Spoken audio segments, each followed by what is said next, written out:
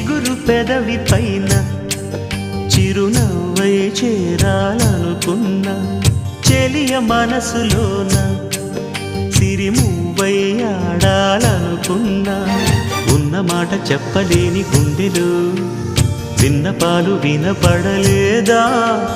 హారతిచ్చి స్వాగతించు కళ్ళలు ప్రేమ కాంతి కనబడలేదా మరి అంత దూరమా కలలు కన్న తీరమా జాబిలమ్మ నీకు అంత కోపమా జాజి పూల మీద జాలి చూపుమా